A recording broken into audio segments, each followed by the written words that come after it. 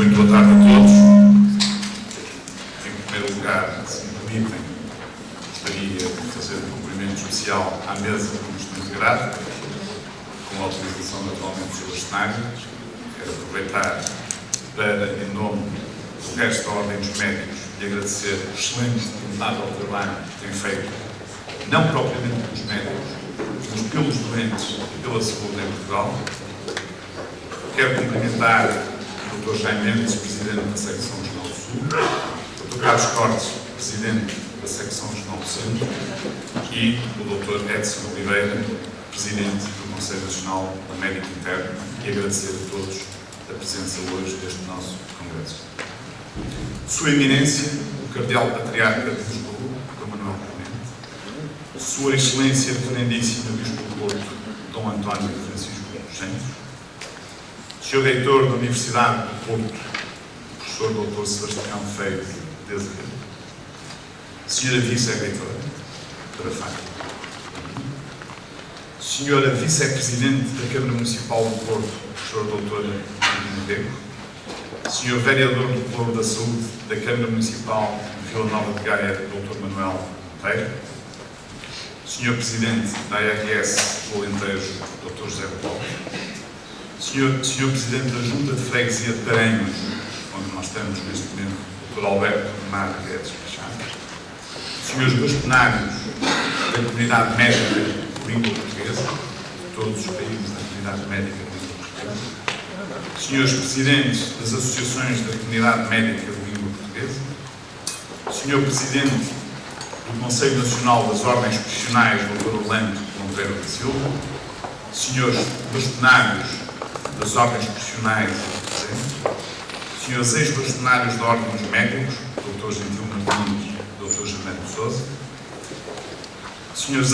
Ex-Presidentes dos Conselhos Regionais da Ordem dos Médicos, dirigentes dos vários órgãos diretivos e consultivos da Ordem dos Médicos presentes, Srs. Diretores das Faculdades de Medicina, Srs. Presidentes da Associação das Direções das Associações de Estudantes e da Associação Nacional de Estudantes de Medicina, Srs. Presidentes dos Conselhos de Administração e Diretores Clínicos dos Hospitais, Srs. Presidentes das Associações de Doentes, Sr. Presidente do Health Cluster Portugal, Dr. Chapéu, Sr. Presidente da Associação Portuguesa de Bioética, Professor Dr. Luís, representantes dos partidos políticos, presidentes dos sindicatos médicos, Dr. Adelino Madureira da FNAM e Dr. Carlos Santos, do Sindicato de Médicos, excelentíssimos colegas, caros colaboradores, aproveito esta oportunidade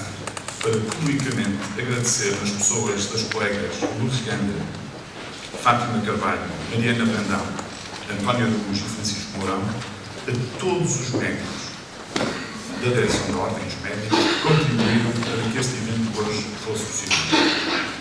Da mesma forma, o nosso muito obrigado a todos os colaboradores da Ordem dos Médicos, regional e nacional, nas pessoas da Conceição Silva, Susana Borges e Rosa Soares, que deram um contributo inestimável para que este Congresso fosse uma realidade.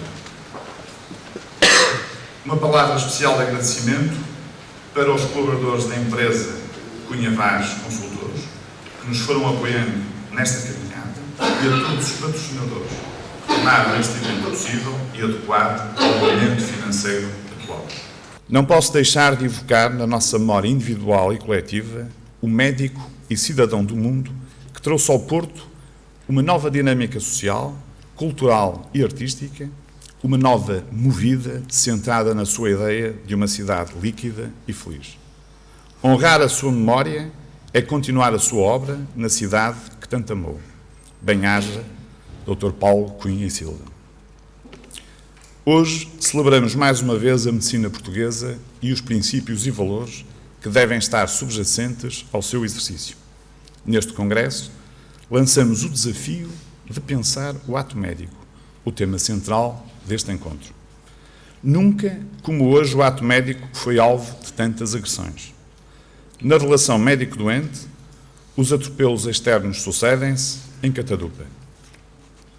A imposição de tempos de consulta absolutamente absurdos e curtos, a sobreposição de tarefas e os tempos prolongados de atividade consecutiva, o não cumprimento de descansos compensatórios, o acesso limitado ou negado a tratamentos, inovadores ou não, dispositivos médicos, materiais clínicos ou equipamentos. A informatização excessiva e disfuncional com repercussões negativas na humanização da medicina. As intervenções cirúrgicas, que cada vez com mais frequência não têm face por decisões institucionais. Serão estas as melhores práticas? Não, claro que não. São-nos impostas superiormente, vão-se instalando e fazem pregar a qualidade do ato médico e a segurança dos doentes. O ato médico assume relevância se considerarmos que evidencia a relação de confiança médico-doente, trave mestra no exercício da medicina, imbuída de valores que incluem a solidariedade, a humanização e o respeito pela dignidade e liberdade de escolha, e que tem sido, de forma imprudente, ignorado pelos responsáveis políticos. E esta situação tem-se estendido do setor público ao grande setor empresarial privado, onde os gestores de topo e intermédios centram excessivamente as suas preocupações nos números, no financiamento e nos lucros, em detrimento, claro, da valorização das pessoas. Não será este um dos motivos porque nos últimos anos milhares de médicos emigraram ou se aposentaram de forma antecipada e outros tantos optaram apenas pelo setor privado? O respeito pela dignidade das pessoas e as indecorosas condições de trabalho ultrapassaram os limites minimamente aceitáveis.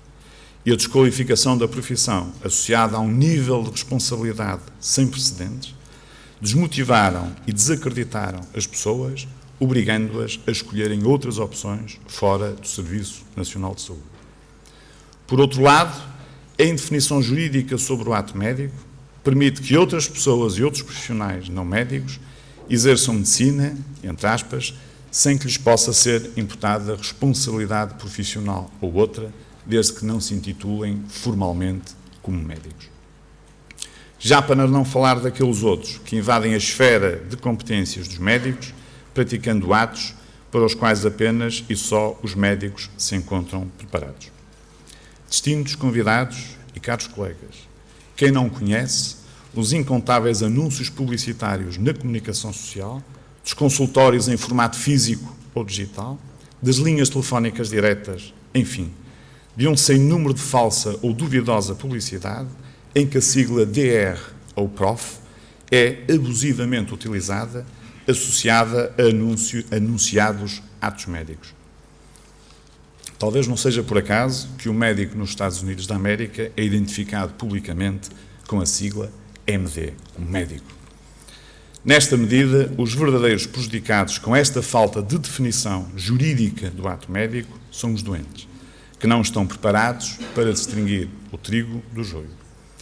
É essencial informar a sociedade civil e deixar o alerta aos decisores políticos da necessidade de enquadrar juridicamente o ato médico como imperativo constitucional.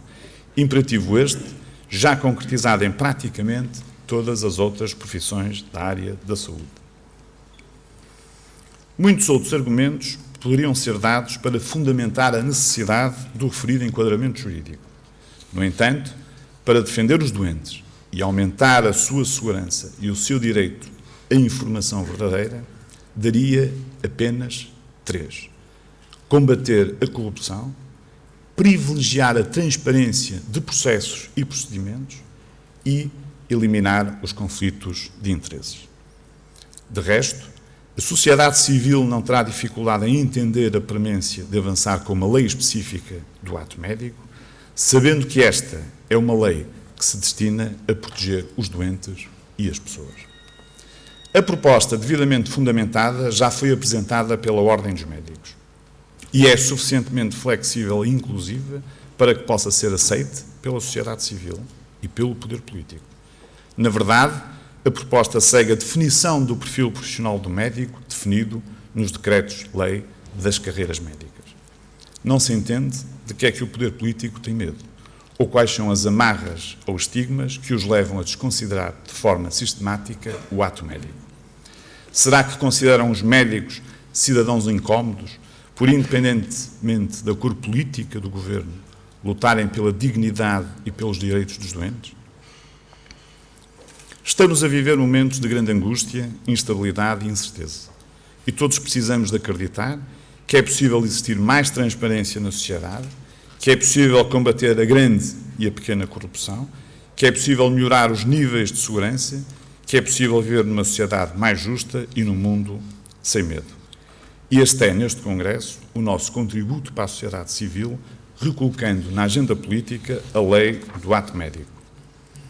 Queremos também contribuir para aproximar a comunidade médica e a sociedade civil, promover o debate e reflexão sobre o nosso papel na sociedade e no estado da saúde, e comemorar a qualidade da medicina portuguesa através da homenagem que irá ser prestada a alguns dos médicos que honram a saúde e a gestão em Portugal. O desafio verdadeiramente titânico que os doentes e os médicos têm enfrentado nos últimos anos não permite encarar o futuro com esperança sem a existência de uma liderança forte e uma estratégia sólida, concertada e inteligente.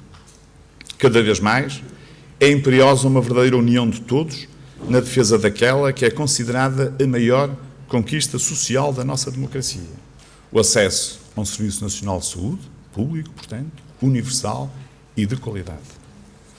Muitas têm sido as alterações legislativas realizadas nos últimos anos, visando apenas a redução drástica da despesa no setor, com custos dramáticos na qualidade dos cuidados de saúde prestados à população.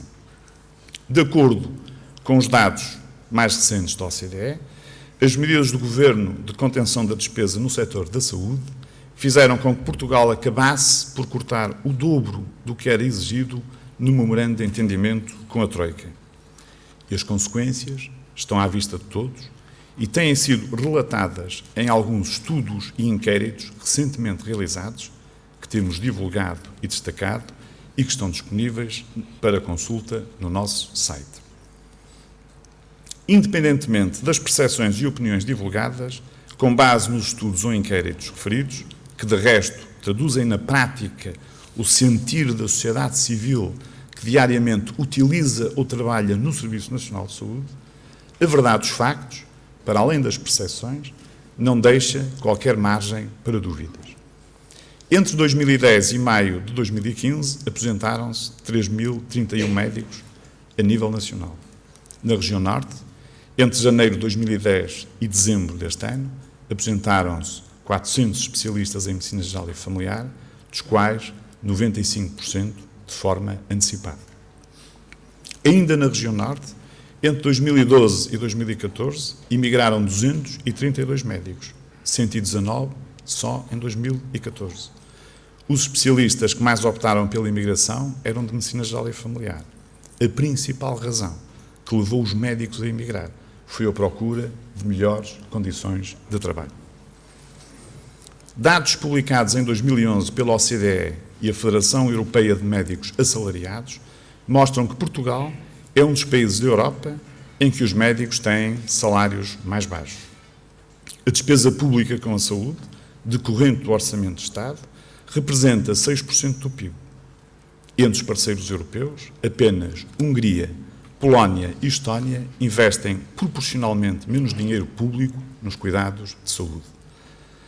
O investimento feito diretamente pelos doentes na saúde representava 27% da despesa total gestada em 2014, um valor que coloca Portugal como o sexto país da OCDE que mais despesa individual exige à sua população. Entre 2011 e 2013 já saíram da função pública cerca de 250 mil pessoas e já emigraram cerca de 350 mil. O relatório de 2015 da OCDE diz que Portugal tem 4,3 médicos por 1000 habitantes, sendo o quarto país com maior número relativo de médicos, número muito superior à média de 3,3 dos países da OCDE. Mas será que a percepção de falta de médicos é um mito ou uma realidade? Analisemos os factos. O número da OCDE refere-se a todos os médicos habilitados para a prática médica, independentemente de exercerem medicina, estarem aposentados desde que inscritos na Ordem dos Médicos ou trabalharem no setor público, social ou privado. Quando se fala em falta de médicos, estamos sempre a referir o Serviço Nacional de Saúde, nunca o setor social ou privado. E quantos médicos trabalham no Serviço Nacional de Saúde? De acordo com os dados mais recentes publicados pela ACSS, trabalham no Serviço Nacional de Saúde cerca de 27 mil médicos, isto é, 2,6 médicos por 1.000 habitantes. Este número inclui mais de 8 mil médicos que neste momento se encontram a realizar o internato médico e, como tal, não são especialistas, com todas as limitações práticas daí decorrentes. Com 2,6 médicos por 1.000 habitantes, Portugal estaria na cauda da Europa e dos países da OCDE. Os estudos universitários independentes sobre a evolução prospectiva de médicos no nosso sistema de saúde indicam que, para as necessidades previsíveis de acordo com as variáveis conhecidas, e nomeadamente o envelhecimento, é necessário formar cerca de 1.200 a 1.300 especialistas por ano. A nossa capacidade formativa situa-se atualmente nos 1.500 a 1.600 médicos especialistas por ano, o que é claramente superior às necessidades previstas. O número de clausos para acesso ao curso de medicina entre 1995 e 2014 aumentou 396%, situando-se desde 2010 acima de 1.800 estudantes de medicina por ano. Número muito superior à capacidade formativa das escolas médicas e à capacidade das várias unidades de saúde portuguesas para formar especialistas. O que significa que a curto prazo pode conduzir à existência de centenas de médicos indiferenciados, com todas as consequências negativas daí decorrentes. Nos últimos 4 anos, e de forma invulgar, como já foi dito, emigraram centenas de médicos, milhares aposentaram-se de forma antecipada e muitos optaram apenas pelo setor privado.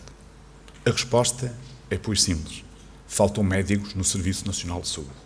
E o país tem, no geral, mais médicos que os necessários, embora exista um desequilíbrio por falta de planeamento e organização do trabalho em algumas especialidades e regiões. Não podemos também tolerar a continuidade de concursos e processos de recrutamento e escolha reiteradamente conduzidos de forma irresponsável e incompetente, originando disfunções graves com reflexo no futuro dos jovens médicos, como os que aconteceram ainda muito recentemente, e que não ajudam a fixar médicos no Serviço Nacional de Saúde. Como é possível que o Presidente da ACSS e a sua equipa ainda continuem em funções? Haja boa vontade e bom senso e o Serviço Nacional de Saúde pode ter os médicos de que necessita. Neste cenário real, não é difícil imaginar os pequenos milagres diários que as instituições e os profissionais estão obrigados a realizar para manter um nível de resposta aceitável às populações. O que mudou então para que desde 2011 tantos médicos tenham decidido aposentar-se antecipadamente, mesmo com grandes penalizações pessoais, ou para que a taxa de imigração tenha aumentado de forma exponencial? A resposta não é difícil.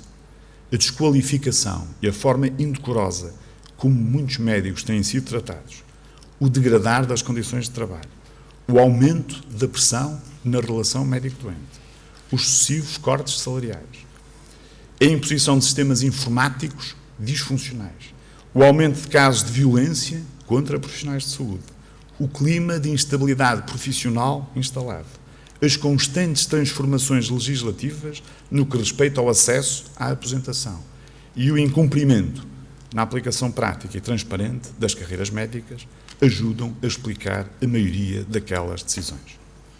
Recuperar o tempo perdido e as cicatrizes infligidas ao Serviço Nacional de Saúde não é tarefa fácil. Reanimar a qualidade e humanização da medicina é uma obrigação de todos nós. É nova missão para a saúde.